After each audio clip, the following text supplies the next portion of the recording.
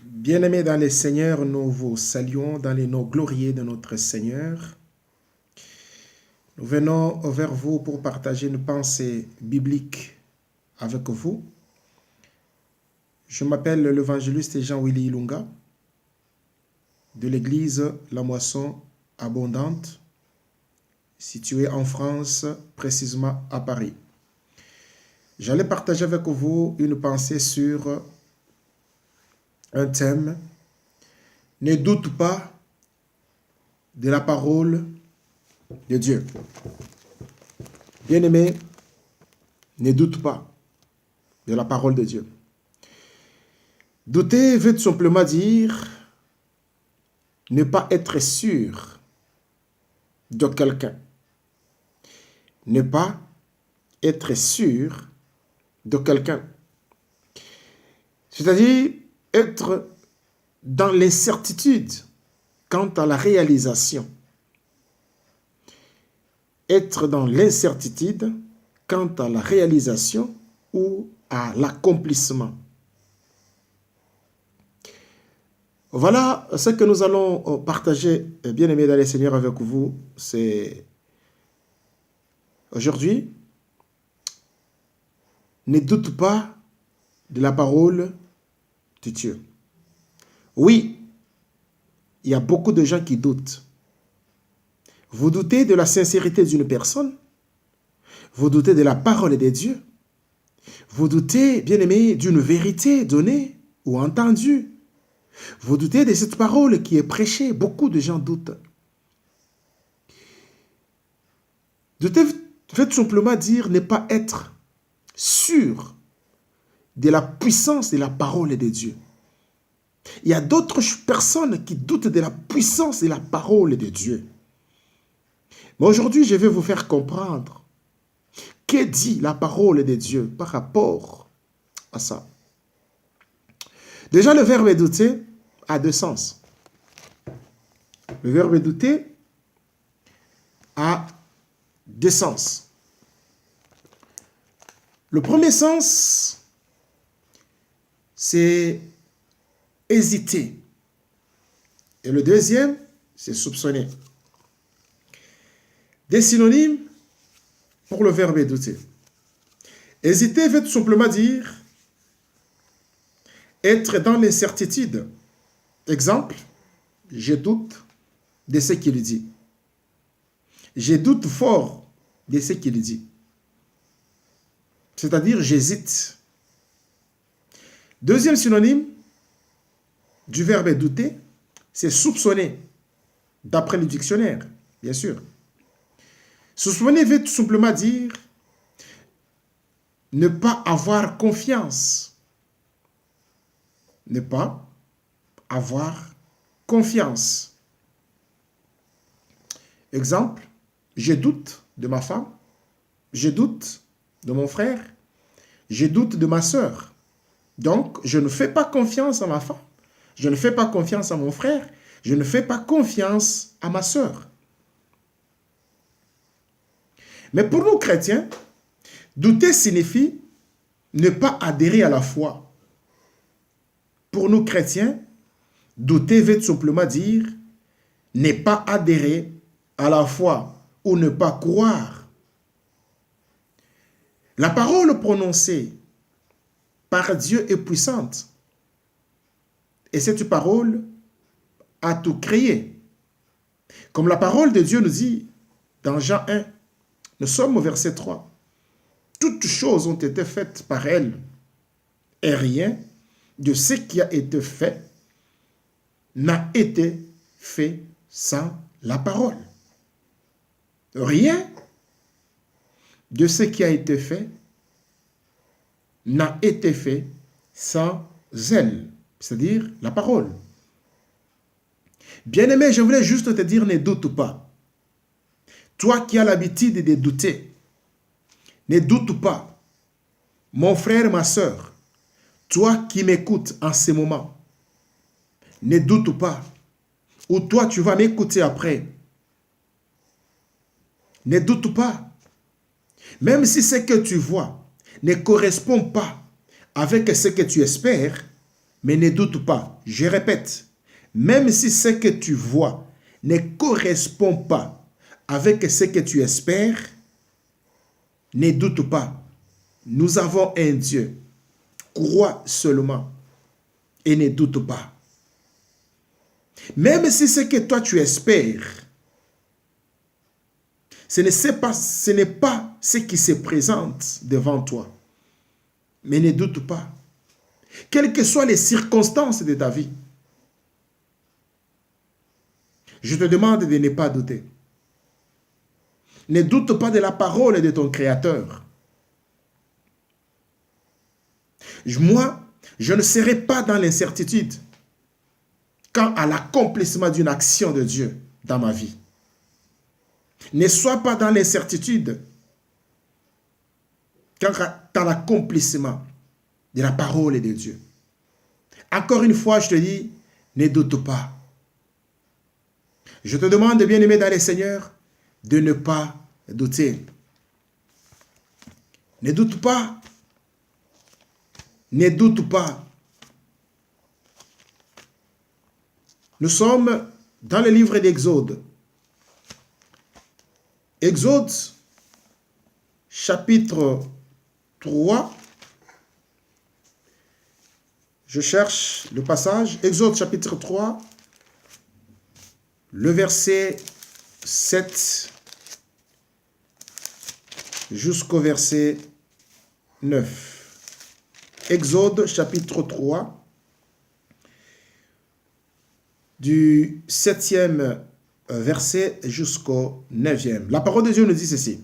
L'Éternel dit, « J'ai vu la souffrance de mon peuple qui est en Égypte, et j'ai entendu les cris que lui font pousser ses oppresseurs, car je connais ses douleurs.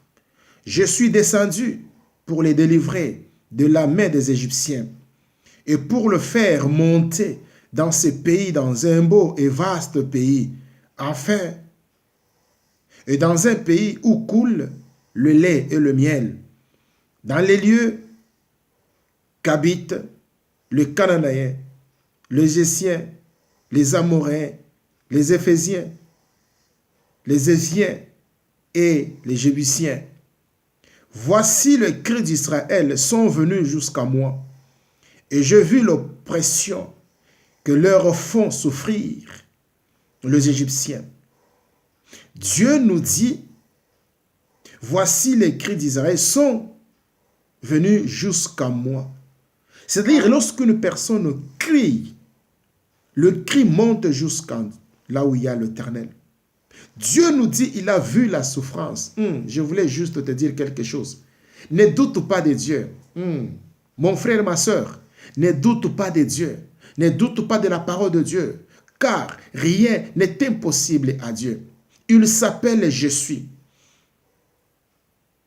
Et il met l'accent sur lui-même. Parce qu'il sait qu'il est fort. Il sait que c'est lui qui fait toutes choses. Ne doute pas de lui. Mon frère, ma soeur, je te demande de ne pas douter du Créateur. Ne doute pas parce qu'il s'appelle Je suis. Il met l'accent sur lui-même pour se révéler comme le Dieu toujours présent et réaliser son alliance et sa promesse. Ne doute pas car l'Éternel a vu ta souffrance. Ne doute pas car l'Éternel a entendu tes cris. Ne doute pas car l'Éternel connaît tes douleurs. Ne doute pas parce que l'Éternel, bien-aimé dans le Seigneur, connaît tes soucis. Ne doute pas parce qu'il est descendu pour te délivrer. Je voulais juste te dire une chose.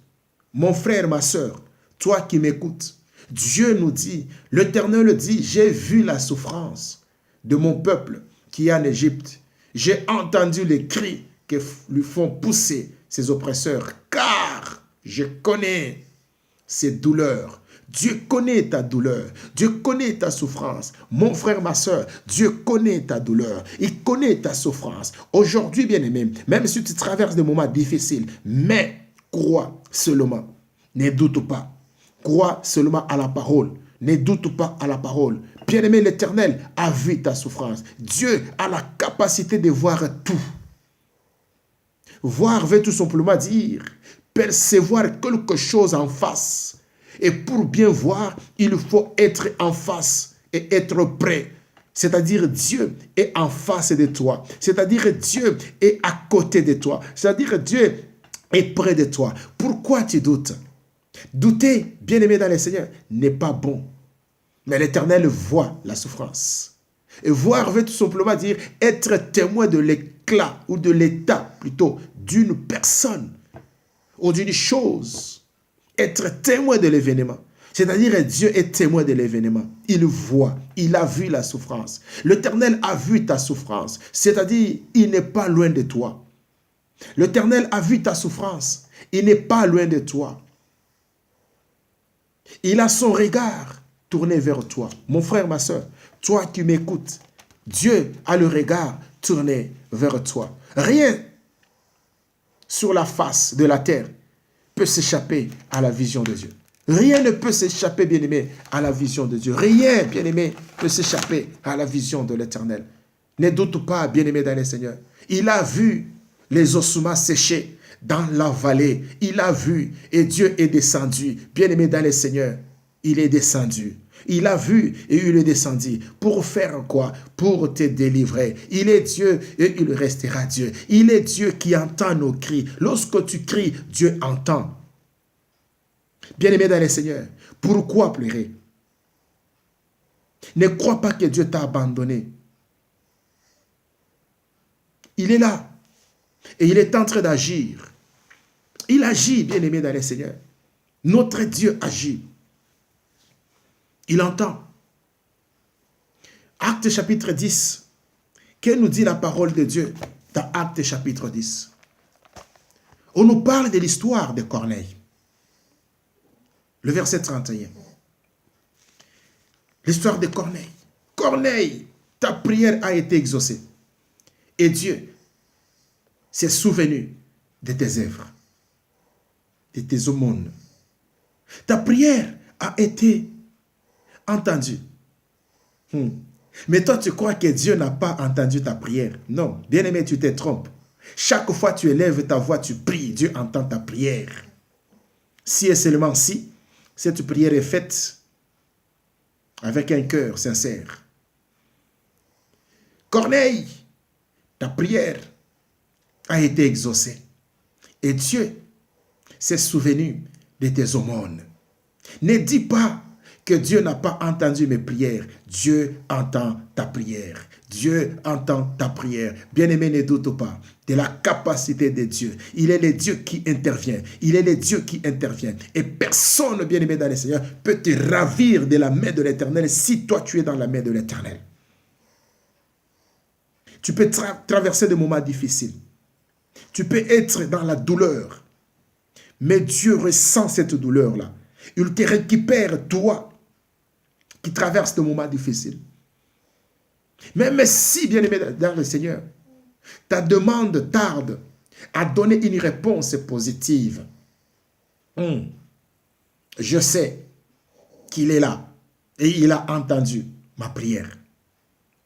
Crois seulement et ne doute pas. Même si ta réponse tarde, tu as beaucoup prié. Tu t'es dit non, je suis arrivé au bout. Je ne peux rien faire autre.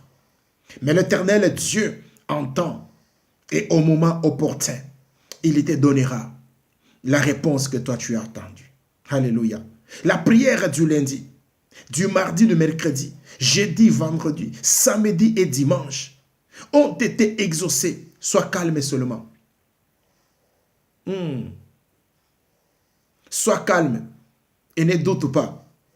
Je répète encore, mon frère, ma soeur, toi qui m'écoutes, ne doute pas. Ta prière de tous les jours a été entendue et attends-toi à une réponse de l'Éternel. Pourquoi ta prière soit exaucée? Pour que ta prière soit exaucée, il faut être en bonne relation avec Dieu et il faut craindre Dieu. L'Éternel connaît tes douleurs, il connaît tes soucis. Pour finir, mon frère, ma soeur, je voulais juste t'exhorter par rapport à ça. Toi qui traverses des moments difficiles, ne dis pas que l'Éternel t'a abandonné. Ne dis pas que tu as une malédiction. Non, mais l'Éternel est Dieu. Celui que toi tu pries, tu cries tous les jours, il entend. Il a dit à Corneille, Corneille, tes prières ont été exaucées. Et je te demande, bien-aimé, de croire. Encore, ne doute pas, continue à croire. L'Éternel est avec toi. Au nom de Jésus-Christ. Seigneur, je prie en ce moment pour celui qui traverse des moments difficiles. Celui qui traverse des moments difficiles. Oh Seigneur notre Dieu, dont l'obscurité est sur son chemin. Je te demande, Seigneur, de le faire sortir là où il est. Au nom de Jésus. Et de lui donner, Seigneur, une adresse favorable. De lui donner, Seigneur, une réponse favorable par rapport à sa situation. Celui qui traverse des moments difficiles. Aujourd'hui, il est en train de douter même de la puissance de la parole de Dieu. Seigneur notre Dieu, révèle-toi à la personne qui souffre. Révèle-toi comme tu t'es révélé, Seigneur notre Dieu, pour aller sauver Moïse là où il était, pour aller sauver Shadrach, Meshach, Abednego là où ils étaient, pour aller sauver Daniel là où Daniel était. C'est au nom de Jésus que je dis Amen, Amen, Amen.